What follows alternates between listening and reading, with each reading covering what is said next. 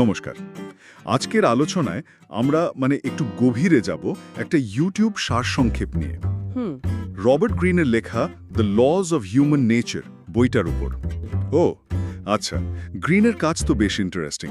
হ্যাঁ, তো আজকের লক্ষ্য হলো ওই সারসংক্ষেপ থেকে জরুরি কিছু জিনিস খুঁজে বের করা, মানে যা আমাদের নিজেদের আর অন্যদের আচরণ বুঝতে একটু সাহায্য করতে পারে। এটা খুবই দরকারি কাজ। মানুষের স্বভাব, আচরণ এগুলো তো বেশ জটিল জিনিস। ঠিক, আর এই সময় এত তথ্যের ভিড়ে এরকম সারসংক্ষেপ থেকে আসল নির্যাসটা পাওয়াটা খুব গুরুত্বপূর্ণ।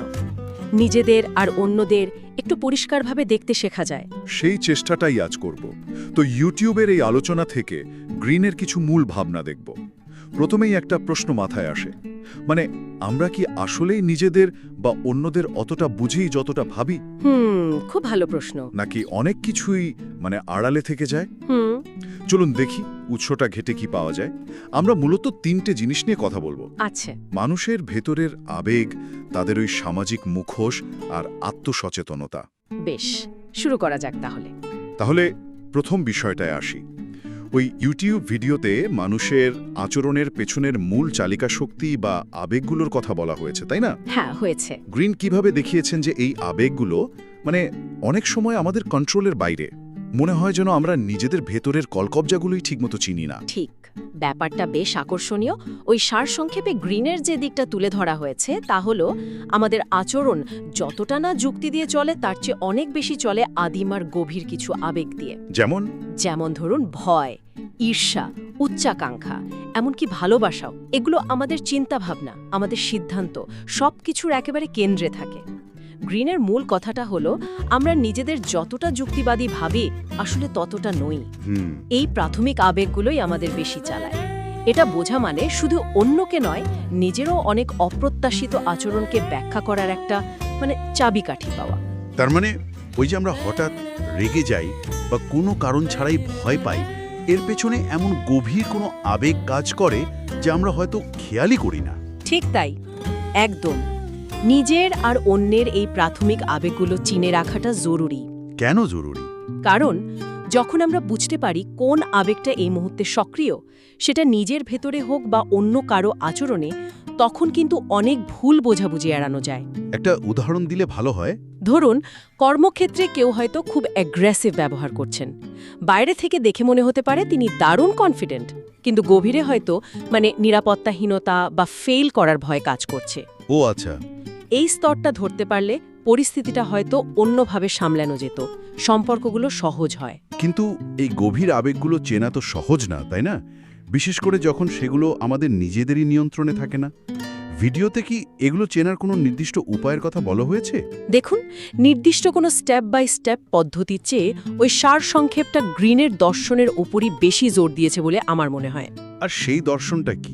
দর্শনটা হলো গভীর পর্যবেক্ষণ আর নিজের ও অন্যের প্রতিক্রিয়ার প্রতি মনোযোগ দেওয়া। কোনো পরিস্থিতিতে আপনি নিজের ঠিক কিভাবে রিয়্যাক্ট করছেন বা অন্যরা কেমন আচরণ করছে সেটা একটু থেমে ভাবা। কেন এমন হচ্ছে বা এর পেছনে কোনো আবেগ থাকতে পারে, এই প্রশ্নগুলোই করা হলো আবেগ চেনার প্রথম ধাপ। এটা একদিনের ব্যাপার নয়, অভ্যাসের বিষয়। হ্যাঁ, সময়ের সাথে সাথে একটা প্যাটার্ন বা নকশা বোঝার চেষ্টা করা। এর মাধ্যমে আমরা অনেক ফিউচার সমস্যাও আগে থেকে আঁচ করতে পারি। আচ্ছা, অর্থাৎ এটা একটা অভ্যাসের মতো গড়ে তোলার বিষয়। বেশ।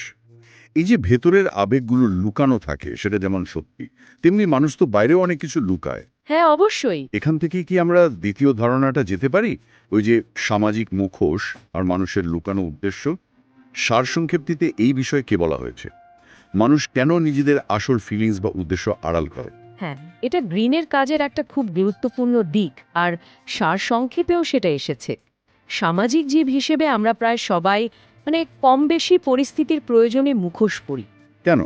কারণটা কি? কারণ অনেক সমাজে অ্যাকসেপ্টেড হতে, নিজের দুর্বলতা ঢাকতে, কনফ্লিক্ট এড়াতে, বা ধরুন অন্যকে ইনফ্লুয়েন্স করে নিজের কোনো লক্ষ্য পূরণ করতে, মানুষ তার আসল চিন্তা বা অনুভূতি সরাসরি বলতে অনেক সময় ভয় পায়। ভয়? কিসের ভয়? প্রত্যাখ্যাত হওয়ার ভয়, ভুল বোঝার ভয়। তাই তারা এমন একটা বাইরের রূপ তৈরি করে যেটা ওই নির্দিষ্ট সামাজিক পরিস্থিতিতে তাদের জন্য সুবিধাজনক বা নিরাপদ মনে হয়। তার মানে আমরা বেশিরভাগ সময়ই মানুষের আচরণের শুধু ওপরের স্তরটা দেখি, ভেতরের আসল ব্যাপারটা নয়। ঠিক। কিন্তু গ্রিন কি এই মুখোশের আড়ালের সত্যটা বোঝার কোনো ক্লু দিয়েছেন? ওই ইউটিউব সারসংক্ষেপে কি শরীরী ভাষা বা কথার ধরন এসবের উল্লেখ ছিল? গ্রিনের মূল জোরটাই তো পর্যবেক্ষণের ওপর, আর এই সারসংক্ষেপেও সেই দিকটাই মনে হয় রিফ্লেক্টেড হয়েছে।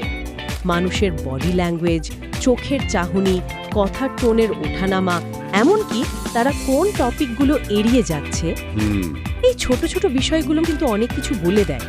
গ্রিনের সারসংক্ষেপ অনুযায়ী মূল সূত্রটা হলো অসামঞ্জস্য খুঁজে বের করা। অসামঞ্জস্য মানে কেউ মুখে যা বলছে তার শরীরী ভাষা বা কাজের সাথে তার মিল আছে কিনা। যখন কথায় আর আচরণে ফারাক দেখা যায়, সেখানেই একটা গুরুত্বপূর্ণ সূত্র লুকিয়ে থাকতে পারে। তার মানে চোখ কান খোলা রাখতে হবে, তবে বেশি সন্দেহপ্রবণ হওয়াও তো ঠিক না, তাই না?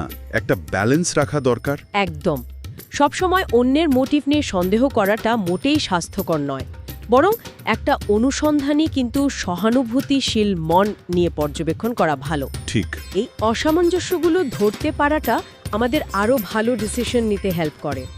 আমরা তখন শুধু কথার উপর ভিত্তি করে নয়, একটা পুরো ছবিটা বোঝার চেষ্টা করি। এটা পার্সোনাল লাইফ থেকে প্রফেশনাল লাইফ সবখানেই কাজে লাগে। আচ্ছা, অন্যের এই মুখোশ বা অসামঞ্জস্য বোঝার চেষ্টার পাশাপাশি গ্রিন কি নিজের ভেতরে তাকানোর কথাও বলেছেন? আমরা নিজেরাও তো অনেক সময় না জেনেই মুখোশ পরে থাকি বা নিজের বায়াসগুলো বুঝতে পারি।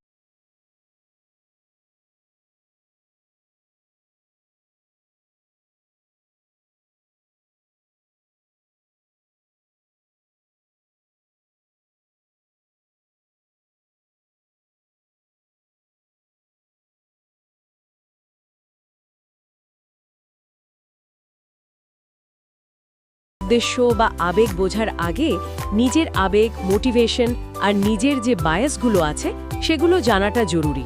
কিন্তু নিজের দিকে তাকানোটা তো বেশ কঠিন, তাই না? অবশ্যই কঠিন। নিজের দুর্বলতা বা পক্ষপাতগুলো দেখা তো সহজ নয়। আমরা তো নিজেদের সবসময় একটা ভালো আলোতেই দেখতে চাই।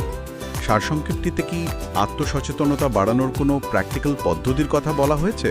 নির্দিষ্ট প্র্যাকটিসের চেয়েও আমার মনে হয় সারসংক্ষেপটিতে কনসেপচুয়াল দিকের উপর বেশি জোর দেওয়া হয়েছে। যেমন নিজের নেওয়া ডিসিশনগুলোর পেছনের কারণগুলো নিয়ে প্রশ্ন তোলা। কেন করলাম এমন?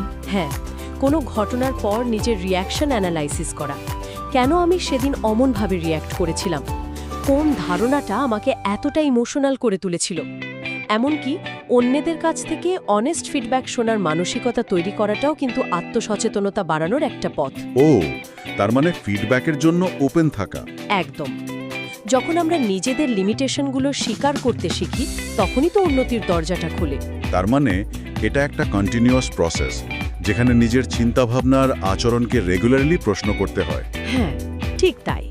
এবং এই আত্মসচেতনতার একটা বড় সুবিধা হলো এটা আমাদের আরও র্যাশনাল এবং এমপ্যাথেটিক হতে সাহায্য করে। কিভাবে?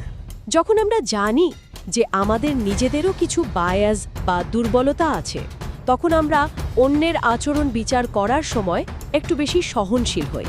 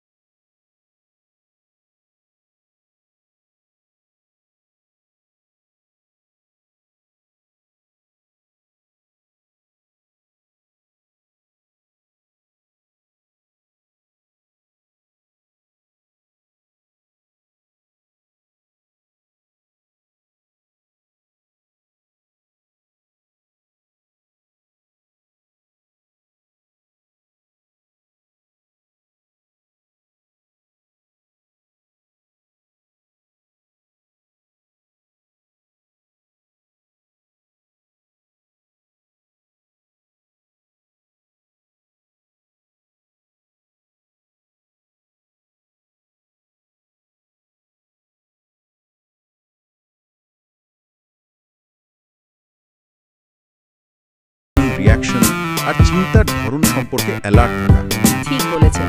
আমার মনে হয় এই সারসংক্ষেপ থেকে পাওয়া সবচেয়ে গুরুত্বপূর্ণ শিক্ষা বা নির্যাস এটাই হতে পারে যে মানুষের স্বভাব জটিল, রহস্যময় মনে হলেও সেটা বোঝা একেবারে ইম্পসিবল নয়।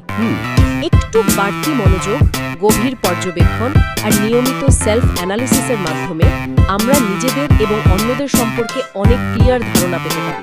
আর এই বোঝাপড়ায় আমাদের সম্পর্কগুলোকে আরও স্টেবল আর জীবনকে আরও মিনিংফুল করে তুলতে পারে।